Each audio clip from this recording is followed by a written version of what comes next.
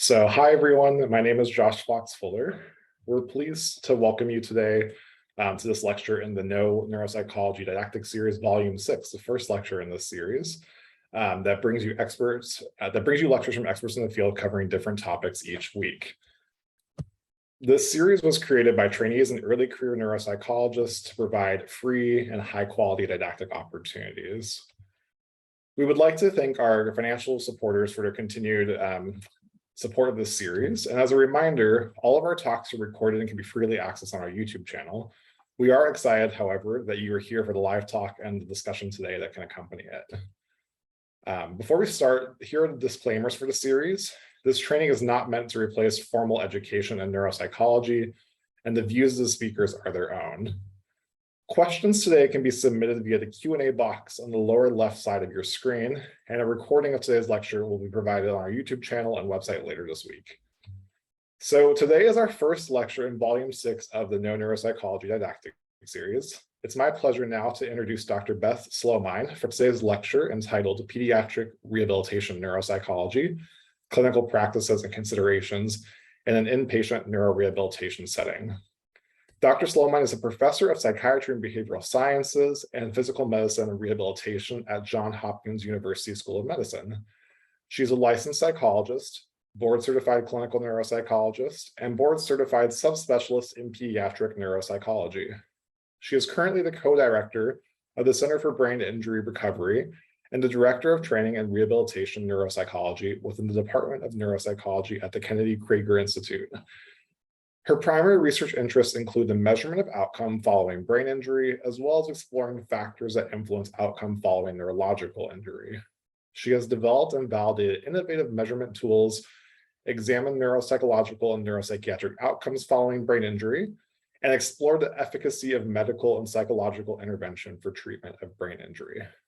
So with that, I'm going to stop sharing my slides and pass it over to you, Dr. Slomine, for you to share your slides and talk with us. Thank you so much for being here today. It's my pleasure. Thanks for inviting me. So let me make sure I can share my slides here.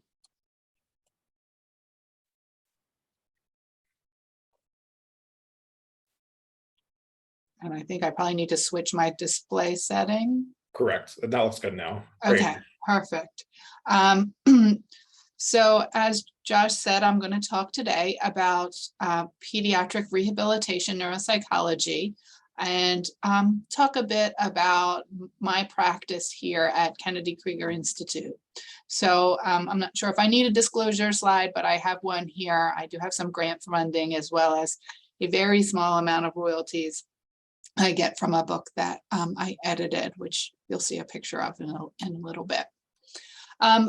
So I want to start out by talking about the role of a pediatric rehabilitation neuropsychologist. And at this point, we have within neuropsychology a subspecialty in pediatric neuropsychology. But there are a group of us wondering if we also need to be thinking about a subspecialty in pediatric rehabilitation neuropsychology, because some of the competencies, the skills and knowledge necessary to practice in a rehab setting are different from those that are necessary to practice in an outpatient setting.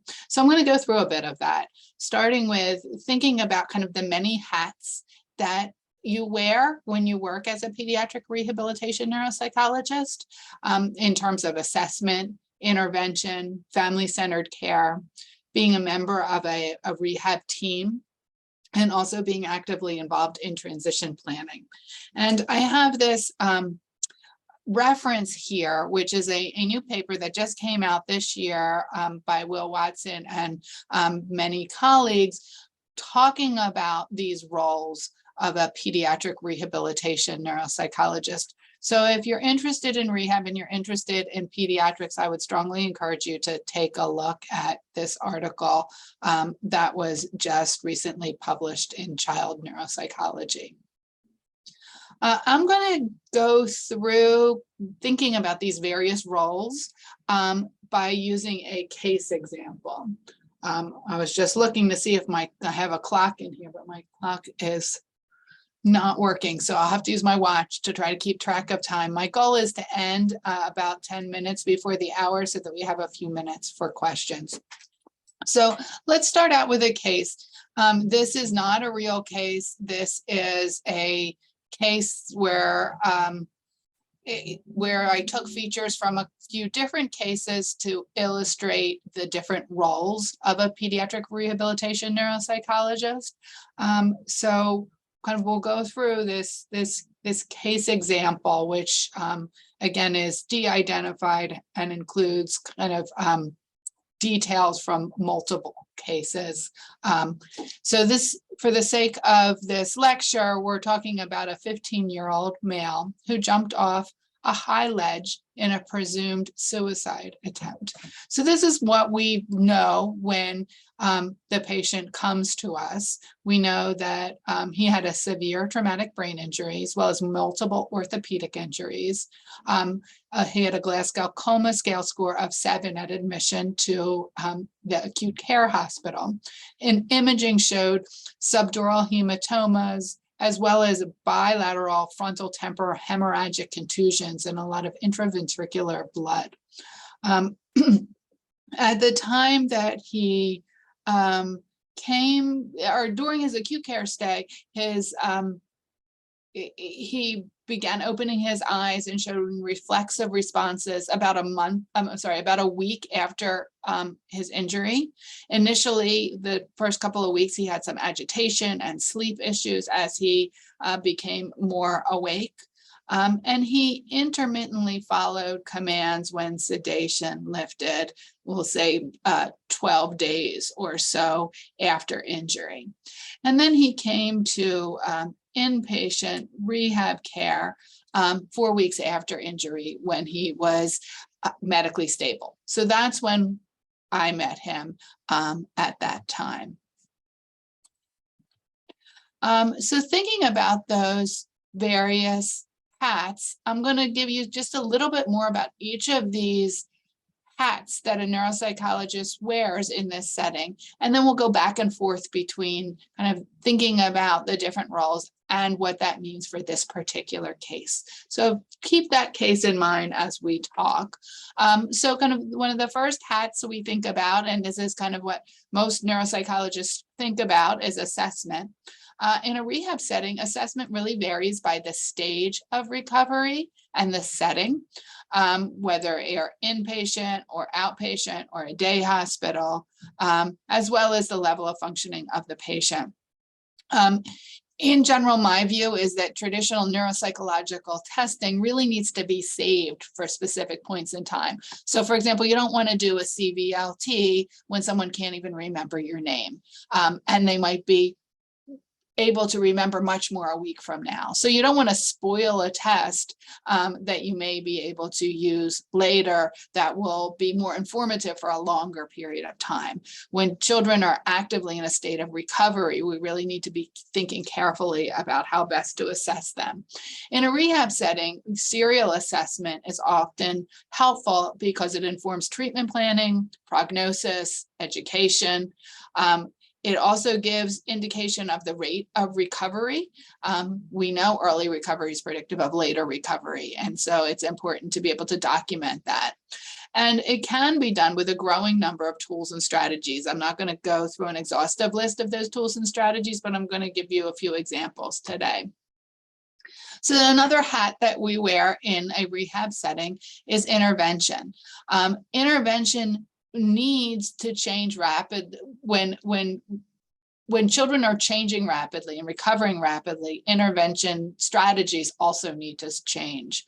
The other thing to keep in mind in a rehab setting is you can actually try out your intervention. So if you think about it, in a traditional neuropsychological report, we often write a bunch of recommendations. What I tell my trainees is, if you're going to write recommendations for kind of what the treatment team should be doing over the next week, you should try out some of those recommendations and see if they actually work. So your recommendations can be tested for efficacy in a rehab setting. There's also emerging literature on pediatric cognitive rehabilitation as a effective treatment after brain injury. It's a broad statement, but I think there's a range of different pediatric cognitive rehabilitation options to consider. We'll talk about some. I put in a picture here, which is the book that I edited with Gianna Lacascia, which has many different chapters by neuropsychologists and other professionals describing the literature on the efficacy of cognitive rehabilitation. But in general, pediatric rehabilitation neuropsychologists are uniquely positioned to provide these interventions and inform planning based on serial assessments that they conduct, as well as understanding of brain behavior relationships in brain injury recovery. So another thing we need to think about is family-centered care. We want to work with the patients and families, not for them. That quote should be around with, not, I don't know why the second part of the quote is not in the right space. But we really want to be working with families and patients. And here are, I like this graphic here because it shows some of the things that you need to be thinking of when you think about family-centered practice. The other thing that you need to think about, another hat a pediatric rehabilitation neuropsychologist wears, is assisting with transition planning. And you can see here by this graphic that there's many pathways to care. Some kids go from acute care right to home, others go to inpatient rehab. Some go from inpatient rehab to a day treatment. You see the different points when you can return to school. All the arrows that could be here aren't on here, but there's a lot of different pathways and things that we need to think about, and we'll go through some of that. So the other thing, and back to Will Watson's paper that is stressed in that paper, is the roles vary by the neurobehavioral state of the child. So how you think about assessment, intervention, transition planning, family-centered care differs with when patients are in a disorder of consciousness, when they're in a confusional state, and when they're in an acute cognitive impairment as the confusional state resolves. And I'm going to talk about each of those, especially as it relates to our case.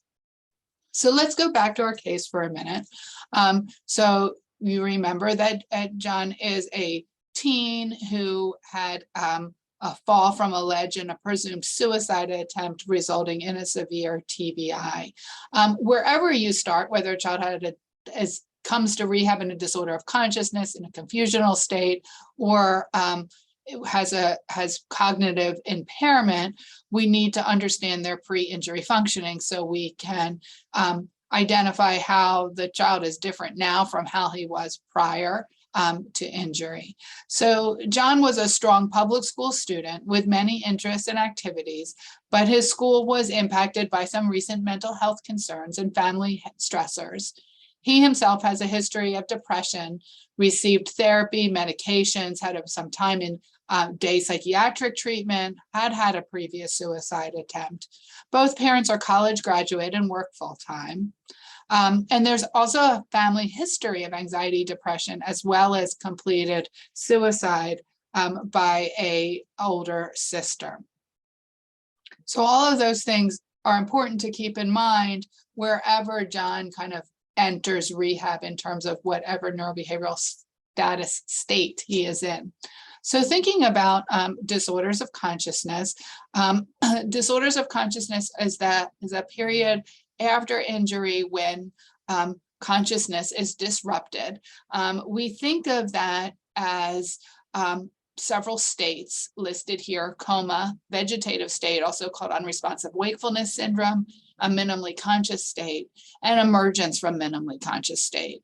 The confusional state is also can be inserted here, and we'll talk a bit more about that. But a coma is that period after injury where there's no eye opening and no normal sleep wakes no normal sleep-wake cycles, and no responses. An individual moves from a coma to a vegetative or unresponsive wakefulness syndrome when they do have periods where their eyes are open and they clearly have periods of wakefulness, but all responses are considered reflexive. And there's no clear responses suggesting that there's awareness of the self or the environment. Somebody moves into a minimally conscious state when they have purposeful voluntary behaviors that are suggestive of awareness. That could be visual fixation, visual tracking, reaching towards an object, inconsistent vocalizing, inconsistent command following. But responses, the hallmark of a minimally conscious state is inconsistent responses. Clear, reproducible, but inconsistent.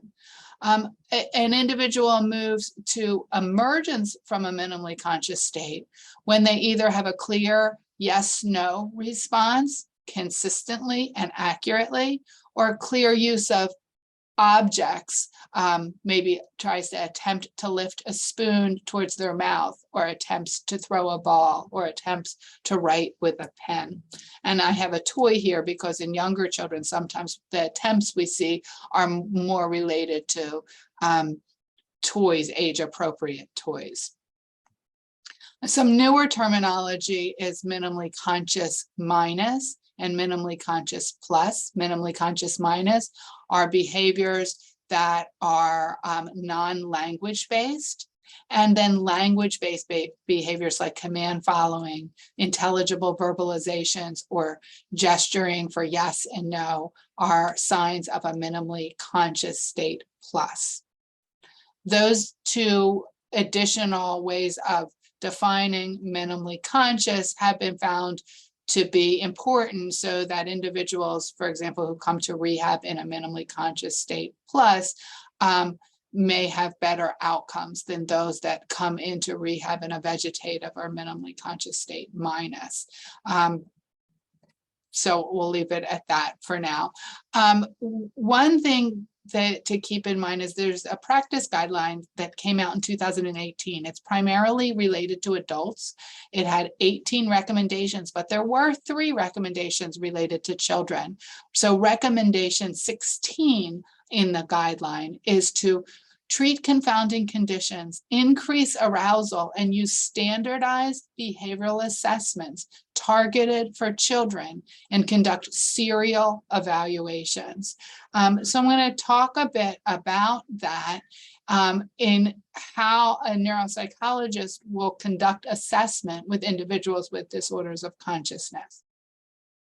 And this is going back to John. So when John came to inpatient rehab, I mentioned that he was inconsistently following commands. He had started that when sedation was occasionally lightened early in his acute care stay, but he needed to be sedated for a longer period because of agitation. And even when he came to us and he was no longer sedated, he was still inconsistent in his responses.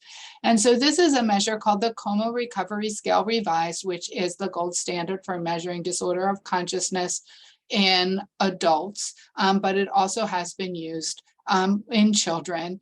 And you can see this measure goes from 0 to 23, and you can see better scores represent better functioning, that John is showing improvement over, he came to us around 25 days after injury, and over the next week and a half, 2 weeks or so, you see he started making improvements. So he was considered to be, because he was inconsistently following commands, in a state of disorders of consciousness, in a minimally conscious plus state at admission. I mentioned before that state of consciousness at admission to rehab informs prognosis. Here's some papers demonstrating how early recovery predicts later recovery. Some of these papers look at these first 3 on time to follow commands, which is kind of a piece of a minimally conscious state. Time from injury to when an individual started following commands. For John, that was 12 days. That's may bode better than an individual that takes 26 days or more to follow commands. Typically, they tend to have a worse outcome.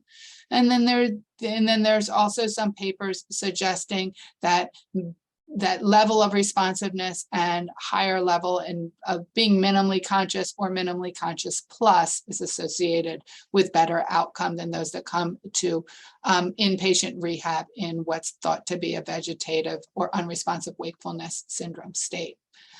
There's also this paper that if you're interested in understanding multidisciplinary care for individuals with disorder of consciousness, this paper by Nancy is helpful in thinking about programs for disorders of consciousness. And I should have added in here, Sarah Leahy has a really nice paper in Rehab Psychology. I think it came out in 2017, and it focuses on the role of the pediatric rehabilitation neuropsychologist in working with individuals specifically who are in a disorder of consciousness.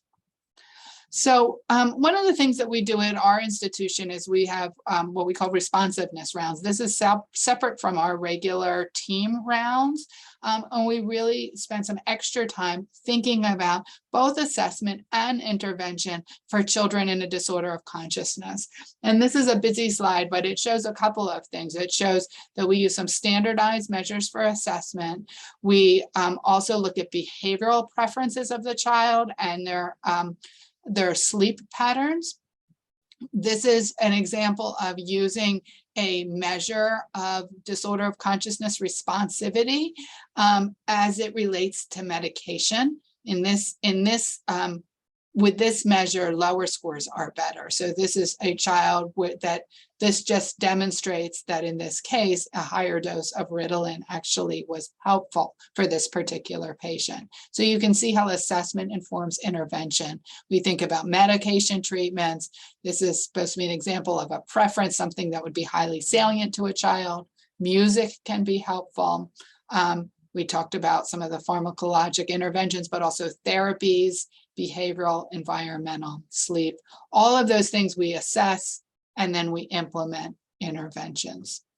And I wanted to show that because as a neuropsychologist in a rehab setting, you don't work in isolation, you work as part of a team, and understanding kind of all of the different pieces is really important.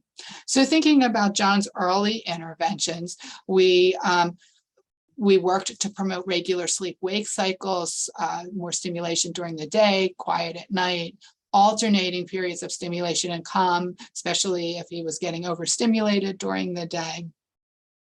Making sure everyone speaking with him was using simple language and providing simple orientation information, and also monitoring his mood because of the reason for his admission and his past history of mood concerns.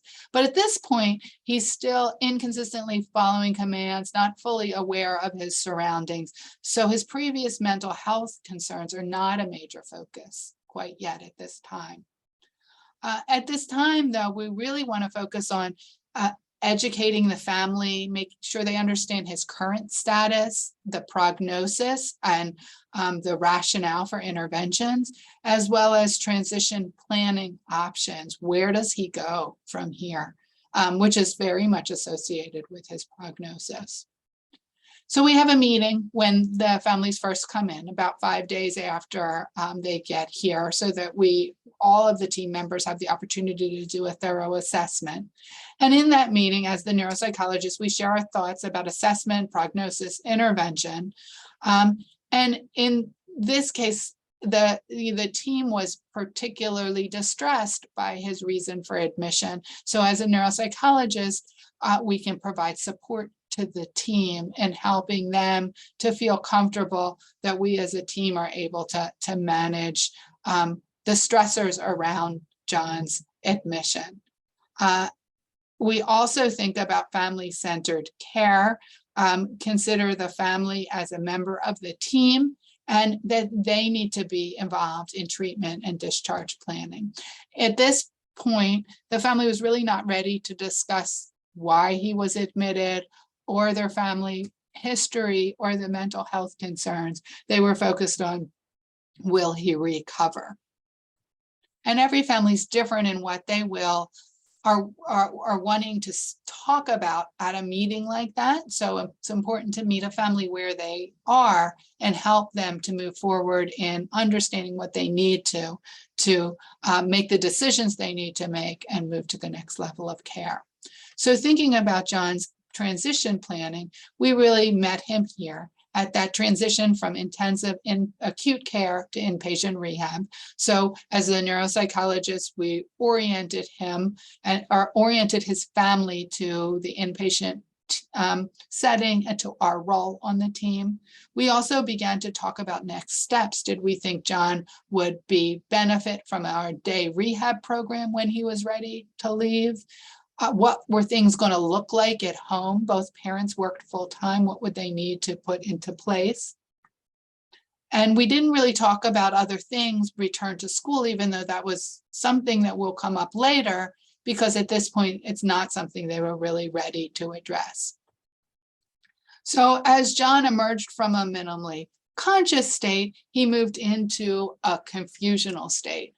And this is a relatively new paper that came out in 2020, defining post-traumatic confusional state for adults, not for children, for adults, but it's useful certainly in teenagers. And it's a way of characterizing what has been called post-traumatic amnesia, or sometimes thinking about delirium, and sometimes post-traumatic confusional state, and coming up with a case definition that's agreed upon. So this post-traumatic confusional state, some people consider it a disorder of consciousness. So I mentioned before, it wasn't in that first slide with disorders of consciousness, but it could be inserted there between minimally conscious state and emergence from a disorder of consciousness. It has disturbance of attention, disorientation, disturbed memory, has a fluctuating a course. And then in addition, there can be emotional behavioral disturbances, sleep-wake disturbances, can be delusions, perceptual disturbances, confabulation. And then impairment in the core and associated features are of sufficient severity to limit functional independence and interfere with somebody's ability to cooperate. And the core features aren't better explained by something else. So those are the criteria. And you can see, for those of you that have heard the term post-traumatic amnesia, post-traumatic confusional state is a bit broader. The lower boundary, as identified in this article, is it can occur immediately after trauma or as a transition from the lower or higher level of consciousness. So for those who transition from a lower level of consciousness, such as coma, vegetative state, or minimally conscious state, the lower boundary is characterized by what we talked about before, either simple yes/no responses or being able to use objects functionally.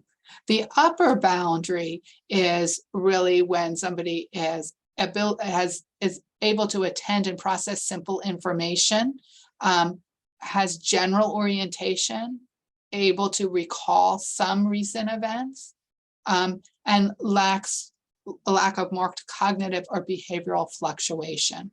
So you can kind of see kind of where this state kind of starts and ends here.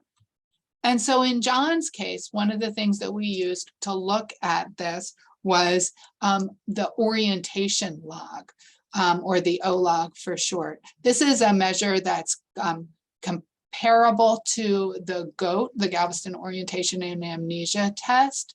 Now that in the adult world, people often are using now the confusion assessment profile, which includes the GOAT as well as some other measures to more fully capture post-traumatic confusional state.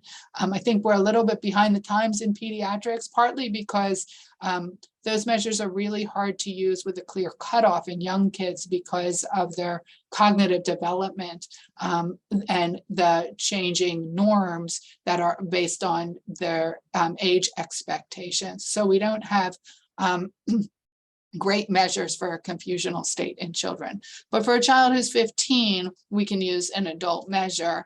And so in John's case, we used the O-log, which is a very short measure of orientation. And the cutoff for adults is above 25. And you see here that starting on day 38, around the time he was emerging from a minimally conscious state, we started giving this. There's a little bit of overlap between those two measures. Sometimes at the top end of minimally conscious, we will put in the O-log as somebody becomes more, has the ability to communicate more consistently. And you see here that John had some general orientation, but it certainly improved over time. You also will note here a little bit of fluctuation where he did a little better, but then he did worse again. That fits with what we were just looking at in the criteria, where there's a bit of fluctuation. And so typically when you measure orientation and the resolution of a confusional state, you're looking for at least 2 days where scores are above a cutoff. Early in this period, John was confused, tangential, perseverative, he was disoriented, and he certainly had very little awareness into where he was and why he was in the hospital. That's improved over this period of time, about this 10-day period. So what did we do while John was in that confusional state? Some of the recommendations, similar to what we used for a disorder of consciousness, would continue to apply, like try to continue to help John have a regular sleep-wake cycle. Getting good consolidated sleep is really important for recovery after brain injury. But the other thing we started adding in are things like giving John a daily schedule, making sure he reviews it every day, not quizzing him, providing errorless learning, using prompts to gain his attention, making sure he got breaks as needed, frequently orienting him with a calendar throughout the day. These are all things we recommended for the team, but we also provided those things ourselves. So as a neuropsychologist, in addition to helping to ensure that a child has kind of orientation cues throughout the day, we can also be providing some of those cognitive rehabilitation strategies. So I mentioned the book that I edited with Gianna Lacascio is a great place to learn about pediatric cognitive rehabilitation strategies. Another excellent resource that's primarily focused on adults is the Cognitive Rehabilitation Manual, which was developed to really translate evidence-based recommendations into practice. Then my understanding is the new Cognitive Rehabilitation Manual, and I'm not sure if it's out yet, but will have a pediatric section. This book currently is primarily adult-based, but many of the recommendations can be translated to children, especially teenagers. So some of the interventions in thinking about cognitive rehabilitation are memory notebook with a calendar, pictures of the staff and the therapist, a daily schedule, a behavioral reward with tokens and charts. And for some children who are very tech savvy, beginning to think about adding in tablets and phones for orientation. That would be something I would add a little bit later as that confusion resolves. This is what a daily schedule looks like. And this would be something at this stage that we would review with a patient like John on a very regular basis, multiple times throughout the day. After each of these sessions, ideally the therapist would write their name and what they did. And the next therapist could say, I see you're coming from Sue from PT and that you worked on walking in the gym. That way they're providing information and not quizzing. Because when you quiz somebody who has very severe memory impairment, they're more likely to encode errors. So that's one of the reasons why you want to consider errorless learning for those patients. So, and then at this point, we really want to be thinking about what about kind of this patient family-centered orientation. So we talked about general orientation, like you're in PT, today is, Monday, October 3rd. But there was some awfully emotionally salient information that John needed to learn about, and what was the best way to do that. So we had multiple discussions with families. Parents were initially really not even ready to discuss that John had a brain injury, let alone the cause of his injury. But at the same time, the team needed support in what to say if John started asking questions in a PT or an OT session. So we really worked on a staged orientation with the family. The first thing that the parents felt comfortable saying, when we gave them a number of options, and they felt comfortable saying, you're in the hospital because you were hurt, you're here to get better, and you're getting better every day. They weren't ready to introduce the term brain injury. Most of the time, that's not an issue, but when you have an injury that occurs in the context of a trauma, whether in this case it was a suicide attempt, but we see this too sometimes in a car accident where a family member or a friend dies, that the family really doesn't want to provide that level of detail, often because they're really worried about how the child will respond, and that they've been making these daily gains, and that they might then have a decline in functioning. So as he progressed, the family felt more comfortable with John saying, partly because he started identifying that he was wearing casts, that I broke my legs and I had a brain injury. He also, over time, began to recall the death of his sister, who had died previously from a suicide attempt.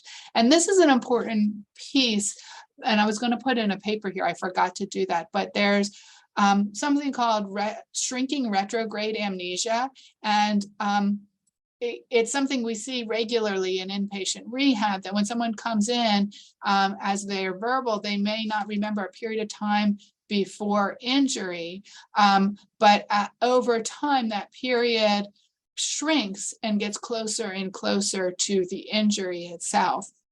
And so while John's sister died many months before, initially he did not remember that, but over time he was able to remember that piece of information. There's only one paper I could find on shrinking retrograde amnesia, and it's from, I think, the 1970s. So if anyone has a more recent paper on that, let me know. So it's just some things to keep in mind in terms of when to disclose and how to disclose upsetting information. And I don't know of any references on this, so these are just kind of my personal thoughts. Some of the factors you need to consider is, what's the neurobehavioral status of the individual? For children, what is the age of the child, and what do they understand about tragedy, especially for a child that might have lost somebody who died in the car accident that brought them to the hospital? How do they process and understand death based on even just their age? The emotional salience of the event for the family, the readiness of the family. Some principles to keep in mind are: consider sharing information early. You don't want to get to a point where a child's holding on to information and they're scared to talk about it, or they're assuming something is true that may not be true, that might be even more upsetting. So also, the earlier you tell somebody what's going on, the more support they can get in the hospital from the team of providers, including the medical teams, the social workers, the rehab psychologists, the nurses, the PT, the OT speech therapists. They'll have the child life therapist. They'll have a range of people supporting them if this difficult information is shared while the child is still in the hospital. I have not seen recovery negatively impacted by disclosure. I've had to work with families to disclose very serious and very sad information about loss multiple times, and I have not seen recovery negatively impact. I share that with families, which often helps them feel comfortable sharing. And then again, patients may know more than you think. While John's parents might not want him to know that he sustained his injury in a presumed suicide attempt, he might hear his therapist or the nurses talk about it as they're walking into the room or as they're talking with another provider. So it's important to know that that information may get out there, and you want to be there, the parent wants to be there to support him. And I already mentioned that the patient may come to the wrong conclusion. So those are some things that I share with families. And then we talk about what to say. We often role play, and we move forward with that staged orientation. I think, just kind of back to that for a second, I think that's one of the most unique pieces of being a rehabilitation neuropsychologist, is when a child is dealing with some kind of significant grief response, understanding as a psychologist, but also understanding the brain behavior relationships and the child's status really helps you be well positioned to help families with this difficult time. So moving into acute cognitive impairment, which is the upper boundary of the post-traumatic confusional state, where there still may be significant cognitive impairment, but it's not fluctuating and they're able to engage in tasks and be oriented. So at this point, as John emerged from a confusional state, he still had higher level cognitive deficits in attention, memory, executive functioning, processing speed. Throughout his admission, we used a measure that was developed at Kennedy Krieger called the Cognitive and Linguistic Scale, which is a 20-item quantitative scale that can be used for serial assessment for children ages 2 through young adulthood. The items were developed through consensus from a group of rehab professionals, and it was really designed to capture cognitive and linguistic impairments observed following brain injury. And it can be modified so that you can measure specific skills without regard for motor or communication difficulties. One of the reasons I developed the CALs early on was because I felt like I was reinventing the wheel every time I had a new trainee and teaching them kind of how to do more informal neurobehavioral status exams. And it was a way to make that a bit more formalized. So you can see here from the items, each item goes from 1 to 5, and then there's a range of items and a range of skills assessed, from arousal to language skills to problem solving to visual, perceptual, and spatial skills. And there's been multiple studies. This was the original validation on 100 children. We had a follow-up in, I think it was 260 children, and a more recent paper looking at the Roche properties of the CALs. So this is John's performance on the CALs. It's given at admission and approximately every 2 weeks thereafter. So you can see these time points here. And this is approximately when he emerged from a minimally conscious state at about 34 days. And then he emerged from a confusional state about 47 days after injury. And what you see here is, despite that emergence, he's still making significant gains on the CALs. His functioning is still improving. So at this point, as he emerged from a confusional state, his awareness into his etiology and pathology of his injury has improved. He stated that he felt like he was just woken up from a dream. He had improved memory, orientation, sustained attention, and problem solving, less agitation and impulsivity. He didn't need a one-to-one aid. And he had an emerging awareness in general of his deficits and why he was there. And I really think that's just an important point to pause on, because I think of emerging awareness as a double-edged sword. The more you're aware of your deficits, the more you understand why you're working on what you're working on in PT, OT, and speech. And the more motivated you may be to work on those deficits. But at the same time, that can be emotionally very challenging once an individual is aware of their deficits. So at this point, at this stage, he was started on citrulline because his mood concerns began to develop again.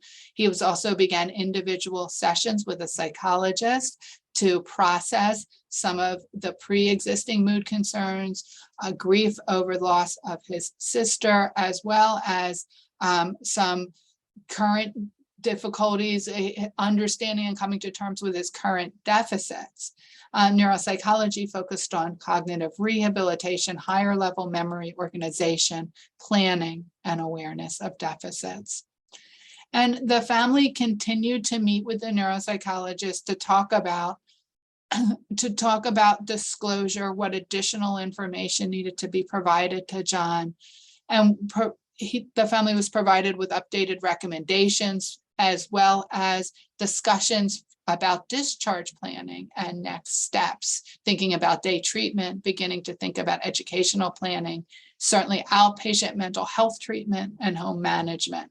So at this point, in terms of transition planning, we were really focusing our conversations on going home, going to day treatment, and adding in the component of return to school. So this quickly shows his R-bands, which is the repeatable battery. I don't know what the whole thing stands for. Assessment of neuropsychological systems, I think. I probably butchered that.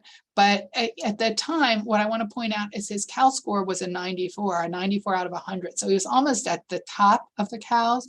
But you can see that he still had some very significant deficits in speed, in memory, on the R bands, which indicates that the CALS is useful, but especially when you have older kids and kids that have few deficits close to the time that they leave, that you can appreciate overtly that it's really important to be thinking about what kind of measure you can use to really assess functioning, knowing that he's still in an active state of recovery, and we don't want to use standardized tests that will be used to help with school planning for a longer period of time. So the R-bands is a good alternative at this point, and it can be used serially because there's more than one version. So at the time that he left, he had ongoing deficits with speed, higher level language, memory, executive functioning. And certainly when he was attempted his age appropriate academics, that was really difficult for him. While he was developing some mood concerns, his mood was generally pretty good, but certainly he was high risk for ongoing or worsening mood concerns. And his awareness was emerging, but still somewhat limited, which was one of the reasons that he remained at high risk for ongoing and worsening mood concerns. And I meant to include here, and I didn't, some references just showing that children with traumatic brain injury, a severe traumatic brain injury, 50% of those children, depending on the statistic you look at, develop a novel psychiatric disorder. Now, John already had psychiatric disorders, but he's certainly at risk for increased disorders, both because of the primary concern of the brain injury, but also the secondary effects associated with the brain injury, his ongoing deficits and limitations. So for home management, he needed adult supervision at all times when awake. He needed a daily routine, but a plan to spend time with friends, but at home with kind of extra supervision, a plan for extra rest. And he was at the time working on getting his driver's license. He had a permit, and the plan was that he would not return to driving at that time. And then some strategies were made for the next phase in the day rehab of some things that they could start with, including helping him learn strategies and use mnemonics. So now that he had mild memory impairments instead of severe memory impairments, we moved from errorless learning to more active strategic learnings in terms to help promote learning and memory. And then mental health follow-up was return to his previous therapist and psychiatrist, as well as think about strategies to promote his adjustment with his current new restrictions. And at that time, we also began to think about educational planning, such as reduction in the rigor of his course load, so taking regular versus honors classes, and reduced course load altogether. Sometimes families really would rather reduce the number of courses than reduce the rigor, and it becomes a conversation. And certainly he needed extra time. So I'm going to skip this part. I had a few slides kind of because you can keep thinking about this as we go into day rehab and the role of the neuropsychologist in day rehab. But in the interest of time, I'm going to skip through that. These are the things, the transition points from day rehab to outpatient follow-up care and return to school. And just lastly, he returned for a neuropsychological evaluation 1 year after that injury, still had some mild difficulties with processing speed, naming, and mood concerns, but was being well served by his mental health therapist and psychiatrist, and had some supports at school at that time. One of the things we began to think about at that point was substance use and making sure that that was not an issue and that we had good recommendations in place, since after a brain injury, we want to minimize that for everyone. But kind of my thought is after a brain injury, when somebody has cognitive impairments, you don't want to do anything that's going to increase difficulty with your thinking skills. So I'll stop there and thank you for your time. Great. Thank you so much, Dr. Sloman, for this really interesting presentation about the work. And I appreciate, I think, hopefully our audience does too, the application of it through the clinical vignette, through the assembly of other cases. So I think we have time for a couple of questions before we end the talk today. So one of the questions that we got a little earlier was basically asking, when thinking about kind of serial assessment in rehab settings, what do you think about developing? It sounds like you've kind of, I mean, you've developed the CALs, so maybe you can speak to it from this angle, but what do you think about developing valid cognitive screening measures in the pediatric setting versus, you know, kind of, it seems like they were saying more like the person basically says in adult settings, there are a lot more developed instruments perhaps, but what are the pros and cons of, you know, developing more freestanding measures like the CALs versus kind of constructing brief screening batteries by pulling from established measures? Yeah, I think, you know, that's my concern about pulling from established measures is if you're going to pull something and then you plan to use that thing again, you may invalidate that. So I've seen people use trail making tests multiple times in inpatient rehab.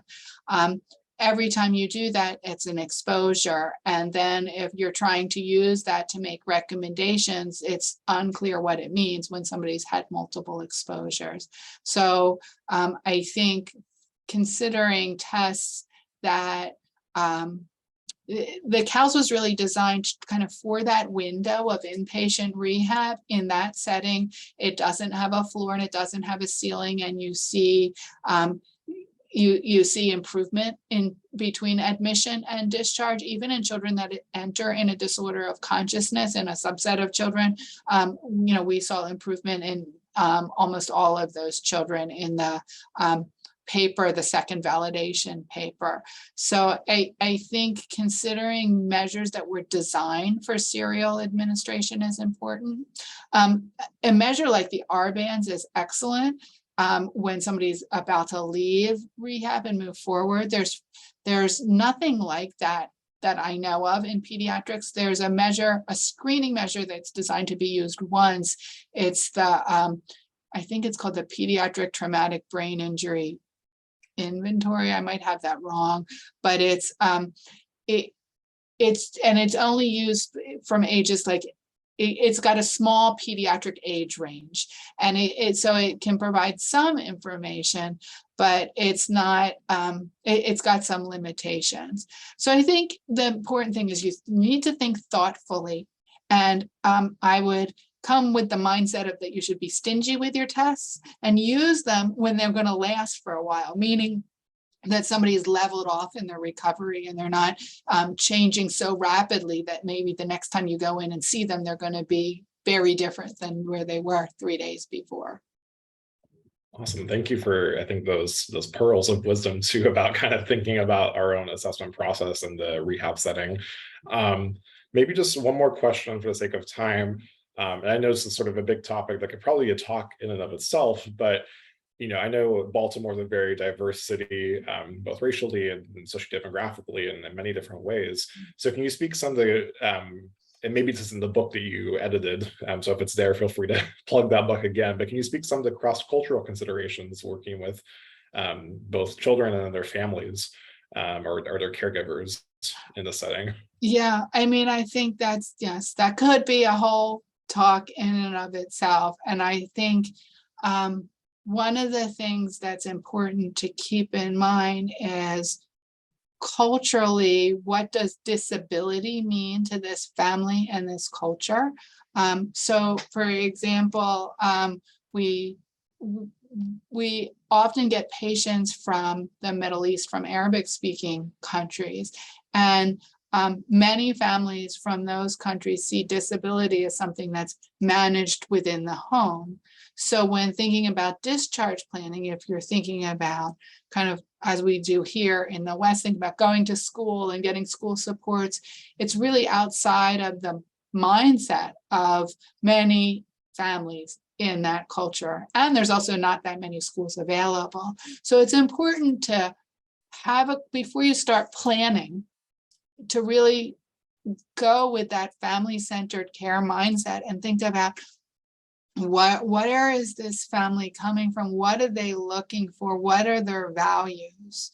And how do we help move their child forward with that in mind? Awesome. Thank you. Yeah, I think keeping the family and the caregiver centered is really important to all of our work. So for the sake of time, I'm going to stop here. I'm just going to share my screen really quickly. Thank you so much, Dr. Sloman, again, for your talk today and for kicking off our volume 6 of No Neuropsych. Hopefully you see my screen here if you're watching this now. So we're not having a talk next week on October 10th, but we are going to have our next talk in volume 6 on October 17th, Monday at 5 p.m. Eastern Standard Time, when Dr. Dukan will be presenting on the opposite end of the aging spectrum of financial decision-making in older adults. So I'm going to stop, we're going to stop here. And thank you again for joining us, everyone, and we hope you have a good day. And thanks so much, Dr. Sloman, for your time. Bye-bye.